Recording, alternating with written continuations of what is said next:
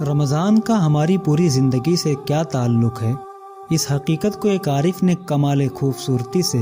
اس طرح بیان کیا ہے۔ ہم اس دنیا میں ایک دن کے لیے آئے ہیں اور اس دن ہم نے روزہ رکھ لیا ہے۔ انسان اس دنیا میں جب آنکھ کھولتا ہے تو وہ خود کو نعمتوں کے سمندر میں گھرا ہوا پاتا ہے۔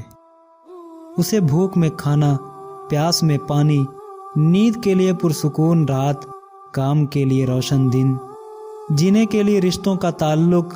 اور رہنے کے لیے کرۂ ارض جیسا آرام دہ گھر ہی نہیں دیا گیا، بلکہ اس کی زبان کے لیے لذیذ ترین ذائقے، سماعت کے لیے نرم و شیریں آہنگ، بصارت کے لیے انگنت رنگوں کی برسات اور قوت شامہ کو معطر کر کے روح تک اتر جانے والی خوشبوؤں کی مہک بھی عطا کی گئی ہیں۔ نعمتوں کی یہ حسین دنیا اسے بتاتی ہے کہ اس کا ایک خالق اور مالک ہے، جس کی مہربانیوں کے اعتراف میں اسے سراپا شکر اور سراپا اطاعت بن جانا چاہیے۔ اسے رب کی نافرمانی کے ہر رستے سے رک جانا چاہیے، مگر اس کی خواہشات، ضروریات،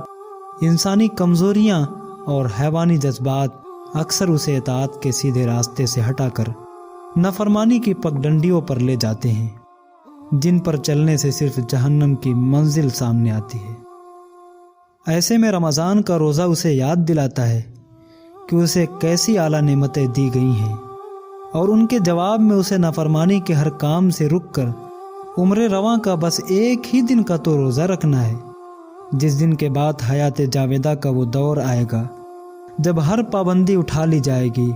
اور ہر سختی آسان کر دی جائے گی۔ یہی رمضان کی مشقت کا حاصل ہے۔